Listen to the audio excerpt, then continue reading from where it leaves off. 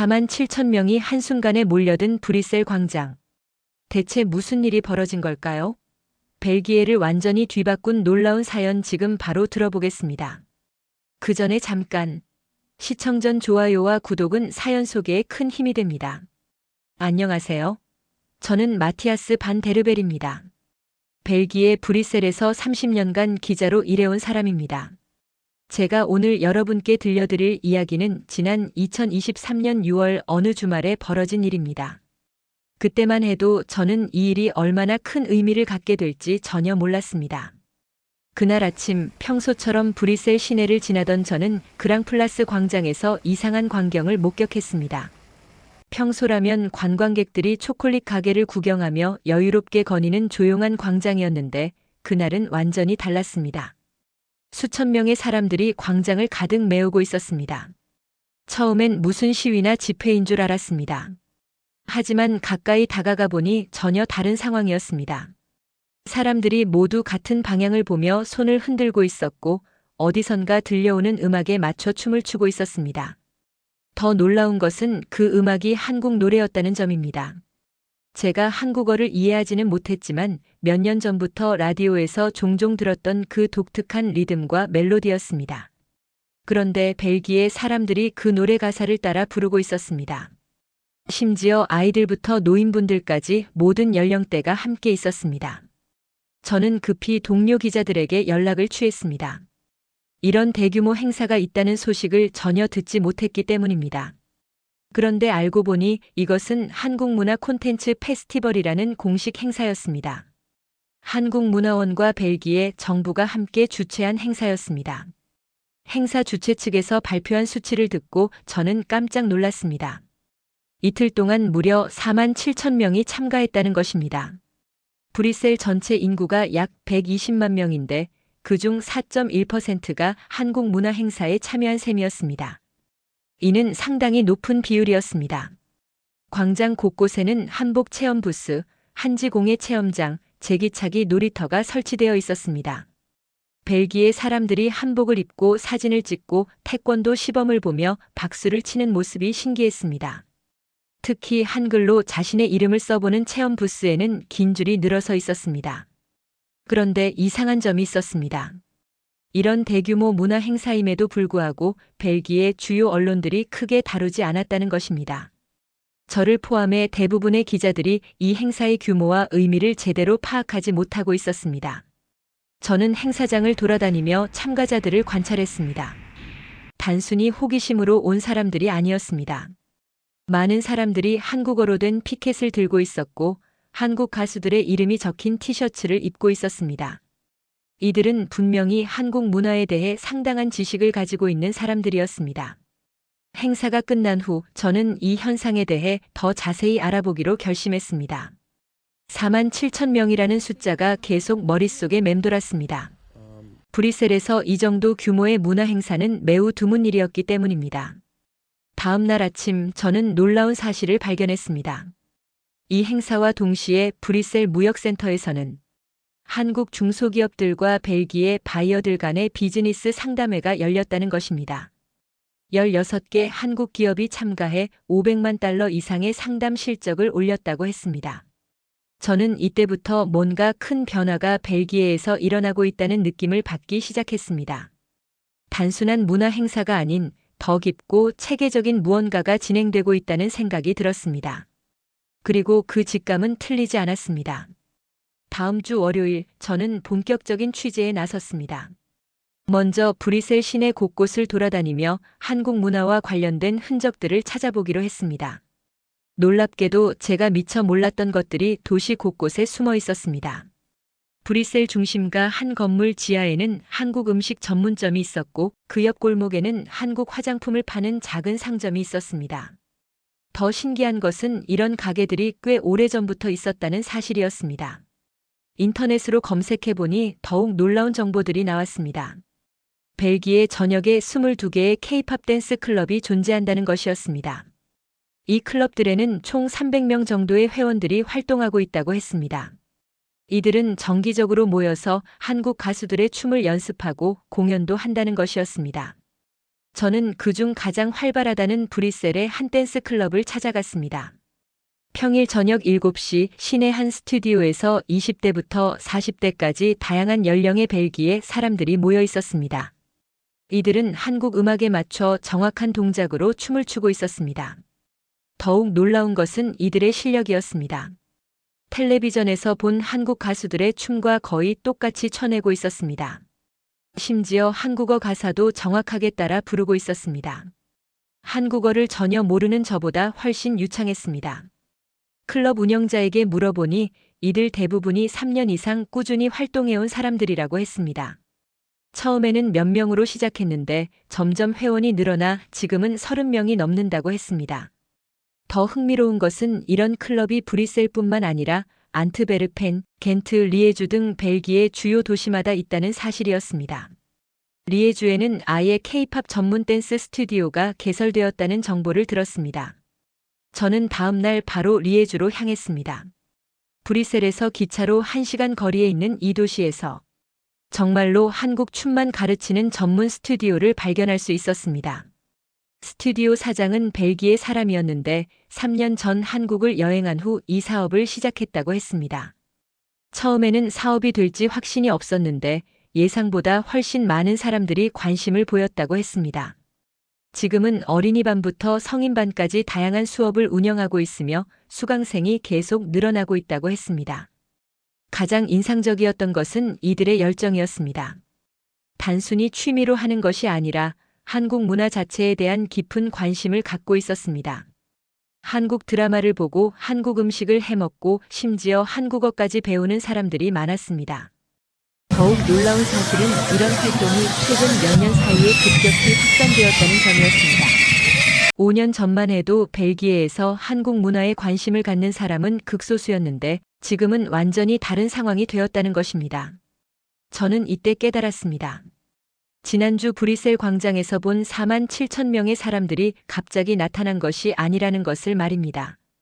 이미 오래전부터 벨기에 곳곳에서 조용히 그러나 꾸준히 한국 문화에 빠져드는 사람들이 늘어나고 있었던 것입니다.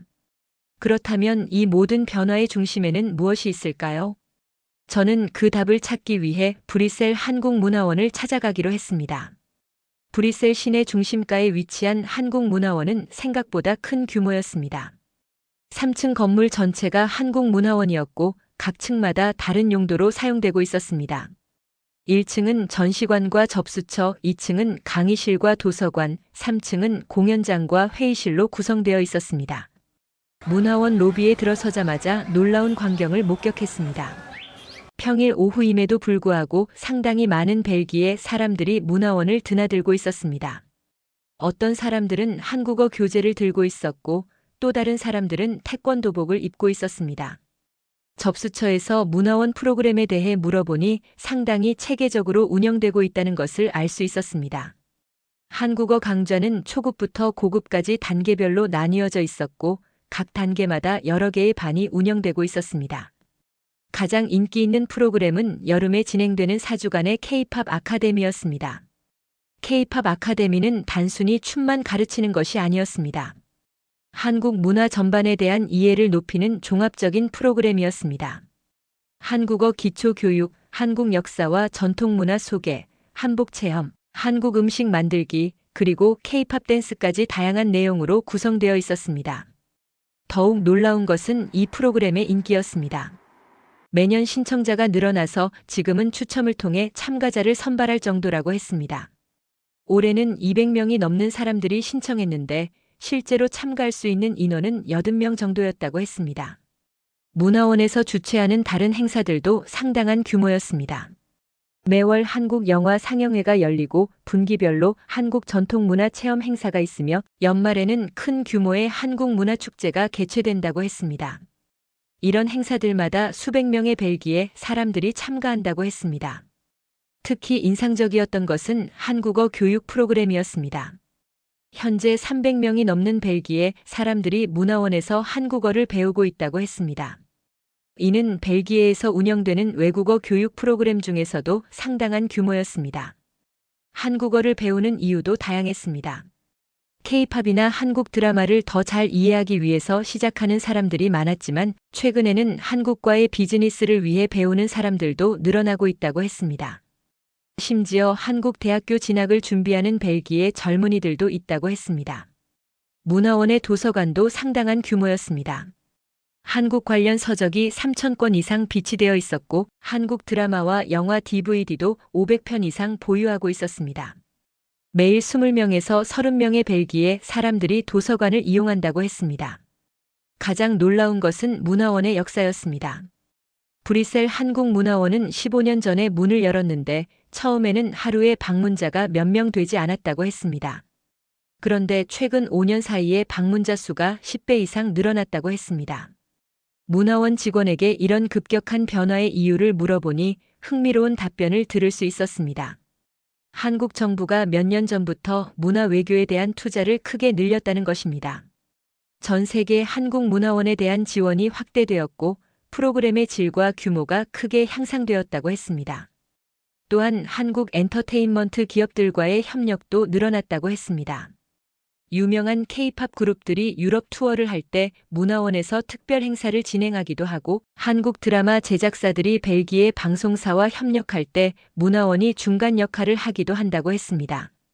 문화원에서 하루를 보내며 저는 중요한 사실을 깨달았습니다. 벨기에에서 일어나고 있는 한국 문화 열풍이 우연히 생긴 것이 아니라는 것이었습니다. 한국 정부와 관련 기관들의 체계적이고 장기적인 노력의 결과였던 것입니다. 그런데 문화원을 나서면서 한 직원이 제게 흥미로운 이야기를 해주었습니다. 벨기에에서 일어나고 있는 변화는 유럽 전체에서 벌어지고 있는 더 큰 흐름의 일부라는 것이었습니다. 집에 돌아온 저는 밤늦게까지 유럽 각국의 한류 현황을 조사해 보았습니다. 그 결과 정말 놀라운 사실들을 발견할 수 있었습니다. 한국국제문화교류진흥원에서 발표한 자료에 따르면 2022년 유럽 전체의 한류 팬수가 1,320만 명에 달한다고 했습니다. 이는 2021년에 비해 37%나 증가한 수치였습니다. 더욱 놀라운 것은 유럽에 있는 한류 팬클럽의 수였습니다. 2021년 1,464개에서 2022년 1,684개로 한 해 만에 220개나 늘어났다는 것입니다. 이 숫자들이 얼마나 큰 의미인지 이해하기 위해 다른 나라들과 비교해 보았습니다. 유럽의 한류 팬수는 동남아시아 다음으로 많은 규모였습니다. 특히 독일, 프랑스, 영국, 스페인 같은 주요 국가들에서 한류 열풍이 급속히 확산되고 있었습니다. 각 나라별로 살펴보니 더욱 흥미로운 패턴을 발견할 수 있었습니다. 독일에는 300개가 넘는 한류 팬클럽이 있었고 프랑스에는 250개, 영국에는 200개가 넘는 팬클럽이 활동하고 있었습니다. 벨기에도 작은 나라임에도 불구하고 50개가 넘는 팬클럽이 있다는 것을 알 수 있었습니다. 더욱 놀라운 것은 이런 팬클럽들이 단순히 음악만 즐기는 것이 아니라는 점이었습니다. 한국어 스터디 그룹을 만들고 한국 음식 만들기 모임을 갖고 심지어 한국 여행을 함께 계획하는 등 다양한 활동을 하고 있었습니다. 유럽 각국의 한국문화원 현황도 조사해 보았습니다. 현재 유럽에는 15개국의 한국문화원이 설치되어 있었습니다. 이들 문화원에서 진행하는 프로그램의 규모와 참가자 수도 해마다 증가하고 있었습니다. 특히 인상적이었던 것은 한국어 교육 프로그램이었습니다. 유럽 전체에서 한국어를 배우는 사람의 수가 급격히 늘어나고 있었습니다. 독일의 경우 대학교에서 한국어를 전공하는 학생 수가 5년 전에 비해 3배 이상 증가했다고 했습니다. 프랑스에서도 마찬가지였습니다. 파리의 한국문화원에서 운영하는 한국어 강좌는 항상 대기자 명단이 길게 늘어서 있을 정도로 인기가 높다고 했습니다. 런던의 한국문화원 역시 비슷한 상황이었습니다. 이런 현상의 배경에는 한국 정부의 체계적인 문화 정책이 있었습니다. 2019년부터 한국 정부는 유럽 지역에 대한 문화 교류 사업을 대폭 확대했습니다. 각국 한국문화원에 대한 예산 지원을 늘리고 프로그램의 질을 높이기 위한 다양한 노력을 기울였습니다. 또한 한국의 주요 엔터테인먼트 기업들도 유럽 시장에 대한 투자를 늘렸습니다. K-팝 그룹들의 유럽 투어가 늘어났고 한국 드라마와 영화의 유럽 진출도 활발해졌습니다. 넷플릭스 같은 글로벌 스트리밍 서비스를 통해 한국 콘텐츠가 유럽 전역에 쉽게 전파될 수 있게 되었습니다. 경제적 효과도 상당했습니다. 한국 화장품과 패션 제품의 유럽 수출이 크게 늘어났습니다. 한국관광청 통계에 따르면 유럽에서 한국을 방문하는 관광객 수도 해마다 증가하고 있었습니다. 2019년에는 약 80만 명의 유럽인이 한국을 방문했는데 이 중 상당수가 한류 콘텐츠를 통해 한국에 관심을 갖게 된 사람들이었습니다. 가장 놀라운 발견은 이런 변화가 단순히 젊은 세대에만 국한되지 않는다는 점이었습니다. 40대, 50대, 심지어 60대 이상의 유럽인들도 한국 문화에 관심을 갖기 시작했습니다. 특히 한국 드라마는 중장년층에게도 큰 인기를 끌고 있었습니다. 이 모든 자료를 정리하며 저는 깨달았습니다. 벨기에에서 제가 목격한 현상은 빙산의 일각에 불과했다는 것을 말입니다. 유럽 전체가 조용하지만 확실하게 한국 문화의 영향권 안으로 들어가고 있었던 것입니다. 그런데 이때 제 이메일로 흥미로운 메시지 하나가 도착했습니다. 지난주 브뤼셀 한국문화축제에서 만났던 한 참가자로부터 온 것이었습니다. 메시지를 보낸 사람은 엘로디 듀부아라는 30대 벨기에 여성이었습니다. 그녀는 브뤼셀에 있는 한 무역회사에서 일하고 있었고 한국 기업들과의 비즈니스를 담당하고 있다고 했습니다. 그녀가 제게 보낸 메시지에는 놀라운 내용이 담겨 있었습니다. 엘로디에 따르면 최근 몇 년 사이에 벨기에에 진출하려는 한국 기업들이 급격히 늘어났다고 했습니다. 특히 화장품, 식품, 생활용품 분야의 한국 기업들이 벨기에를 유럽 진출의 교두보로 활용하고 있다는 것이었습니다. 저는 엘로디와 만나기로 약속을 잡았습니다.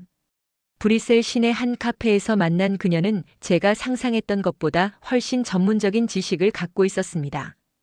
그녀는 지난 3년간 50개가 넘는 한국 기업들의 벨기에 진출을 도왔다고 했습니다. 가장 놀라운 것은 이런 변화의 규모였습니다. 엘로디가 근무하는 무역회사에서만 지난해 한국 기업들과 체결한 계약 규모가 2천만 유로를 넘었다고 했습니다. 이는 5년 전에 비해 10배 이상 증가한 수치였습니다. 특히 지난 6월 브뤼셀 무역센터에서 열린 한국 기업 상담회는 그녀에게도 큰 충격이었다고 했습니다. 16개의 한국 중소기업이 참가했는데 이틀 동안 500만 달러 이상의 상담 실적을 올렸다는 것입니다. 이는 벨기에에서 열린 해외 기업 상담회 중에서도 매우 높은 성과였습니다. 엘로디는 이런 변화의 배경을 자세히 설명해 주었습니다. 한국 기업들이 벨기에를 선택하는 이유는 여러 가지였습니다. 첫째, 벨기에가 유럽연합의 중심지 역할을 한다는 점이었습니다. 브뤼셀에 유럽연합 본부가 있어서 유럽 전체로 사업을 확장하기에 유리한 위치였습니다. 둘째, 벨기에 소비자들의 한국 제품에 대한 관심이 높아졌다는 점이었습니다. 한류 열풍으로 인해 한국 브랜드에 대한 인지도와 호감도가 크게 상승했다는 것입니다. 실제로 한국 화장품은 이미 벨기에 주요 백화점과 온라인 쇼핑몰에서 인기 상품이 되었다고 했습니다. 셋째, 벨기에 정부의 적극적인 지원이었습니다. 벨기에 정부는 아시아 기업들의 투자 유치에 매우 적극적이었고 특히 한국 기업들에 대해서는 특별한 관심을 보이고 있다고 했습니다. 엘로디가 보여준 자료들은 더욱 놀라웠습니다. 벨기에에 진출한 한국 기업들의 업종도 점점 다양해지고 있었습니다. 처음에는 주로 전자제품이나 자동차 부품 회사들이었는데 최근에는 패션, 뷰티, 식품, 심지어 교육 서비스까지 다양한 분야의 기업들이 진출하고 있었습니다. 특히 인상적이었던 것은 한국 교육 기업들의 움직임이었습니다. 한국어 교육 서비스를 제공하는 기업들이 벨기에에 지사를 설립하고 있었고 한국 대학교들도 벨기에 학생들을 대상으로 한 교환학생 프로그램을 확대하고 있었습니다. 엘로디는 또 다른 흥미로운 사실도 알려주었습니다. 벨기에 젊은이들 사이에서 한국 취업에 대한 관심이 높아지고 있다는 것이었습니다. 실제로 그녀의 회사에는 한국에서 일하고 싶다는 벨기에 청년들의 문의가 자주 들어온다고 했습니다. 이런 변화는 벨기에 경제에도 실질적인 영향을 미치고 있었습니다. 한국 기업들의 진출로 인해 새로운 일자리가 창출되고 있었고 벨기에와 한국 간의 무역량도 꾸준히 증가하고 있었습니다. 2022년 양국 간 무역 규모는 전년 대비 15% 증가했다고 했습니다. 엘로디는 마지막으로 매우 의미심장한 이야기를 해주었습니다. 이런 경제적 변화가 단순히 비즈니스 차원에서만 일어나는 것이 아니라는 것이었습니다. 벨기에 사회 전체에 한국에 대한 인식 변화가 일어나고 있다는 것입니다. 그녀에 따르면 몇 년 전만 해도 한국은 벨기에 사람들에게 먼 나라의 이야기였습니다. 하지만 지금은 완전히 다른 상황이 되었다고 했습니다. 젊은이들은 한국을 동경의 대상으로 여기고 중장년층도 한국 문화와 제품에 대해 긍정적인 인식을 갖게 되었다는 것입니다. 엘로디와의 만남을 통해 저는 중요한 사실을 깨달았습니다. 벨기에에서 일어나고 있는 변화가 문화적 차원을 넘어서 경제적, 사회적 차원으로까지 확산되고 있다는 것이었습니다. 엘로디와 헤어진 후 며칠 뒤 저는 더욱 놀라운 소식을 접하게 되었습니다. 브뤼셀 자유대학교에서 한국학과 신설을 검토하고 있다는 것이었습니다. 이는 벨기에 대학 역사상 처음 있는 일이었습니다. 저는 즉시 대학교를 찾아가 관련 담당자를 만났습니다. 언어학부 학과장에 따르면 최근 몇 년 사이에 한국어와 한국 문화에 대한 학생들의 관심이 폭발적으로 늘어났다고 했습니다. 현재 제2외국어로 한국어를 선택하는 학생 수가 매년 2배씩 증가하고 있다는 것이었습니다. 더욱 놀라운 것은 전 세계적인 한국어 학습 열풍의 규모였습니다. 온라인 언어 학습 플랫폼 프레플리의 최근 데이터에 따르면 지난해 한국어 학습자 수가 49%나 증가했다고 했습니다. 이는 다른 언어들의 평균 성장률보다 9%나 높은 수치였습니다. 벨기에에서도 이런 현상이 뚜렷하게 나타나고 있었습니다. 브뤼셀뿐만 아니라 안트베르펜, 겐트, 리에주 등 주요 도시의 대학교들에서 한국어 강좌 개설 요청이 쇄도하고 있다고 했습니다. 일부 대학에서는 이미 한국어 강좌를 시작했는데 수강 신청이 시작되자마자 자리가 모두 찼다고 했습니다. 특히 인상적이었던 것은 한국어를 배우는 사람들의 연령대가 다양하다는 점이었습니다. 처음에는 주로 10대와 20대 젊은이들이었는데 최근에는 30대, 40대, 심지어 50대 이상의 중장년층도 늘어나고 있다고 했습니다. 한국어를 배우는 동기도 변화하고 있었습니다. 초기에는 K-팝이나 한국 드라마를 더 잘 이해하기 위해서였다면 최근에는 실용적인 목적이 늘어나고 있다고 했습니다. 한국 기업에 취업하거나 한국과의 비즈니스를 위해 한국어를 배우는 사람들이 증가하고 있다는 것입니다. 브뤼셀의 한 민간 어학원에서는 성인 대상 한국어 집중 과정을 운영하고 있었습니다. 이 과정에는 한국 기업의 벨기에 지사에서 일하는 직원들, 한국과 거래하는 무역회사 직원들, 심지어 벨기에 정부 공무원들까지 참여하고 있다고 했습니다. 가장 놀라운 변화는 벨기에 젊은이들의 진로 선택에서 나타나고 있었습니다. 한국 대학교 진학을 준비하는 벨기에 학생들이 늘어나고 있다는 것입니다. 서울대학교, 연세대학교, 고려대학교 등 한국의 유명 대학교들이 벨기에에서 입학, 설명회를 개최하면 많은 학생들과 학부모들이 참석한다고 했습니다. 한국 정부도 이런 변화에 적극적으로 대응하고 있었습니다. 최근 한국 정부는 외국인을 대상으로 한 K-컬처 트레이닝 비자 시범 계획을 발표했다고 했습니다. 이는 K-팝, 댄스, 모델링 등 한국 문화 관련 분야를 배우고 싶어하는 외국인들을 위한 특별 비자였습니다. 벨기에에서도 이 비자에 대한 관심이 매우 높다고 했습니다. 벨기에 젊은이들 중에서 한국에 가서 K-팝 연습생이 되고 싶어하는 사람들이 늘어나고 있기 때문입니다. 이런 변화는 벨기에 교육계에도 큰 영향을 미치고 있었습니다. 일부 고등학교에서는 제2외국어 선택 과목에 한국어를 포함시키는 것을 검토하고 있다고 했습니다. 또한 한국 문화와 역사를 소개하는 특별 강좌를 개설하는 학교들도 늘어나고 있었습니다. 벨기에 언론계에서도 이런 현상에 주목하기 시작했습니다. 주요 신문들이 한국어 학습 열풍에 대한 기사를 연이어 내보냈고 텔레비전 프로그램에서도 한국 문화 관련 내용을 다루는 빈도가 늘어났습니다. 저는 이런 변화의 의미를 깊이 생각해 보았습니다. 언어는 단순한 의사소통 도구가 아닙니다.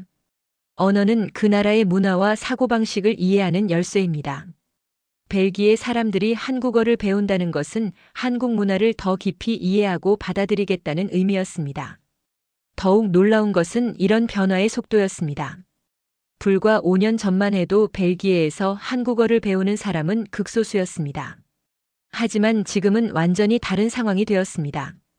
한국어가 벨기에에서 가장 인기 있는 외국어 중 하나가 되어가고 있었습니다.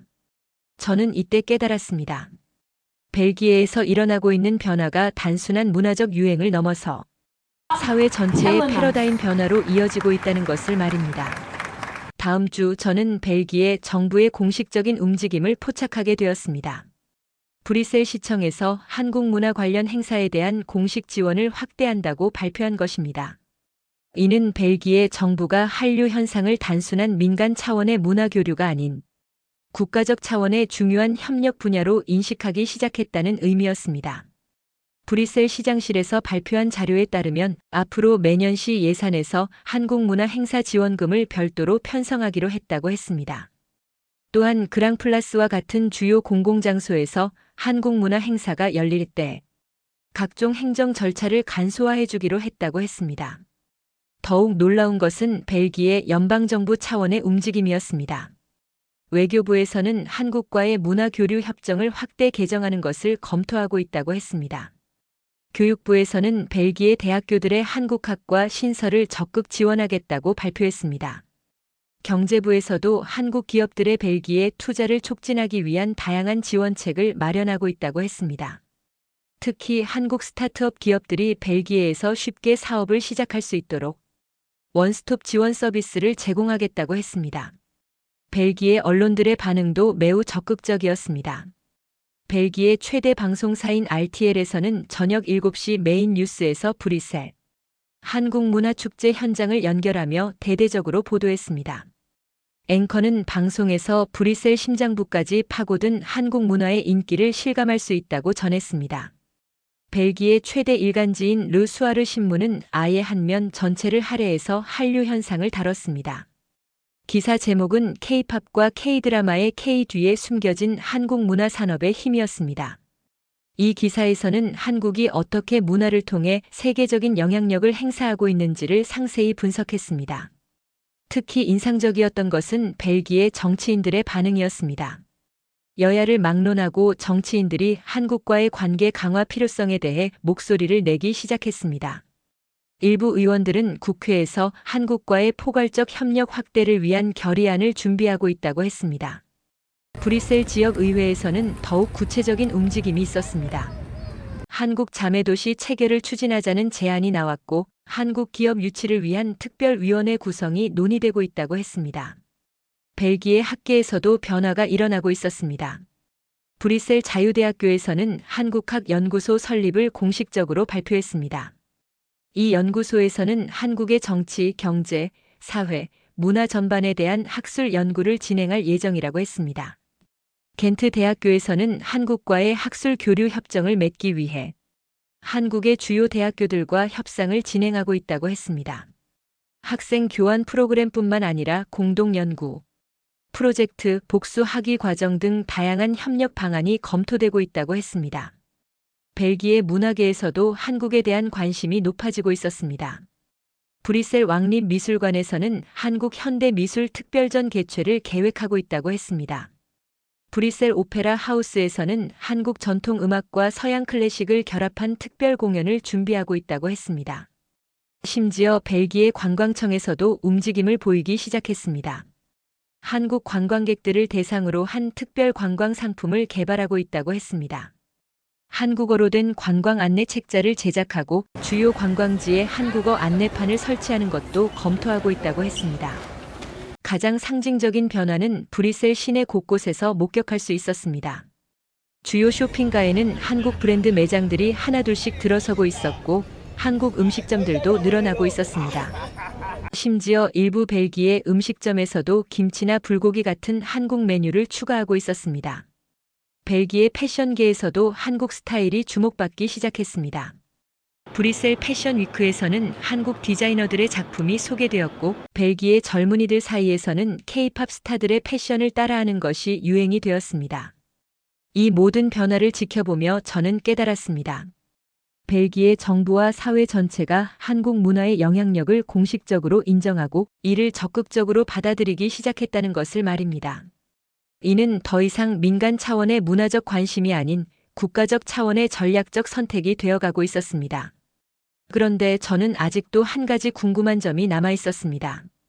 이 모든 변화의 진짜 의미가 무엇인지, 그리고 한국이 정말로 이런 방식으로 세계에 영향을 미치고 있는 것인지에 대한 답을 찾고 싶었습니다. 마지막 답을 찾기 위해 저는 다시 엘로디를 만났습니다. 그녀는 제게 한국이 전 세계에 미치고 있는 영향에 대한 놀라운 자료들을 보여주었습니다.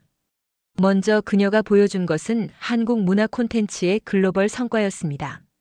2020년 영화 기생충이 아카데미 시상식에서 작품상, 감독상을 포함해 4개 부문을 수상하며 비영어권 영화 최초로 작품상을 받았다는 것입니다. 이는 단순한 영화상 수상이 아니라 전 세계가 한국의 예술적 역량을 인정한 역사적 사건이었습니다. 2021년에는 넷플릭스 드라마 오징어 게임이 출시. 한 달 만에 넷플릭스 역사상 가장 많이 시청된 시리즈가 되었다고 했습니다. 전 세계 94개국에서 1위를 기록했고 1억 1천만 가구가 시청했다는 것입니다. 이는 한국 드라마가 단순히 아시아를 넘어 전 세계인의 마음을 사로잡을 수 있다는 것을 증명한 사건이었습니다. 음악 분야에서는 더욱 놀라운 성과들이 있었습니다. 방탄소년단이 2022년 미국 백악관을 방문해 조 바이든 대통령과 만나 아시아계 혐오 범죄에 대해 논의했다는 것입니다. K-팝 그룹이 미국 대통령과 만나 사회적 문제를 논의한다는 것은 상상할 수 없는 일이었습니다. 엘로디는 이런 성과들이 우연이 아니라고 설명했습니다. 한국이 지난 20년간 문화 콘텐츠 산업에 체계적으로 투자해온 결과라는 것이었습니다. 1997년 아시아 금융위기 이후 한국 정부는 문화 산업을 새로운 성장 동력으로 육성하기 시작했다고 했습니다. 특히 인상적이었던 것은 한국의 소프트 파워 전략이었습니다. 군사력이나 경제력 같은 하드 파워 대신 문화의 힘으로 세계에 영향을 미치는 방식을 선택했다는 것입니다. 이는 20세기 미국이 할리우드 영화로 세계 문화를 주도했던 것과 같은 방식이었습니다.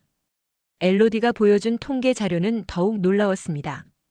2022년 기준으로 전 세계 한류 팬수가 약 1억 7,800만 명에 달한다는 것입니다. 이는 2012년 926만 명에서 10년 만에 19배나 증가한 수치였습니다. 한류 동호회 수는 전 세계적으로 6,000개가 넘는다고 했습니다. 경제적 효과도 상당했습니다. 한류로 인한 경제적 파급 효과가 연간 100억 달러를 넘는다고 했습니다. 한국 문화 콘텐츠 수출액만으로도 2022년 기준 123억 달러를 기록했다고 했습니다. 이는 한국의 전체 수출에서 차지하는 비중이 점점 커지고 있다는 의미였습니다. 관광 분야에서도 놀라운 변화가 있었습니다. 한국을 방문하는 외국인 관광객 수가 2000년 532만 명에서 2019년 1750만 명으로 3배 이상 증가했다고 했습니다.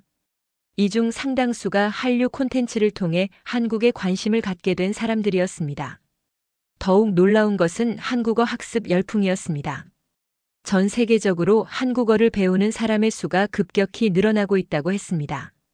미국에서는 2006년부터 2016년까지 대학교에서 한국어를 배우는 학생 수가 2배로 증가했고 2020년에는 한국어가 멕시코와 미국에서 가장 빠르게 성장하는 외국어가 되었다고 했습니다. 엘로디는 이런 현상의 본질을 명확하게 설명해 주었습니다. 한국이 보여주고 있는 것은 21세기형 국가 경쟁력이라는 것이었습니다. 과거에는 영토의 크기나 군사력, 경제 규모가 국가의 힘을 결정했다면 이제는 문화적 매력과 영향력이 더 중요해졌다는 것입니다. 한국은 이런 변화를 누구보다 빨리 파악하고 대응했다는 것이 엘로디의 설명이었습니다. 정부와 민간이 협력해서 질 높은 문화 콘텐츠를 만들어내고 이를 전 세계로 확산시키는 시스템을 구축했다는 것입니다. 가장 인상적이었던 것은 한국이 자국 문화를 강요하지 않는다는 점이었습니다.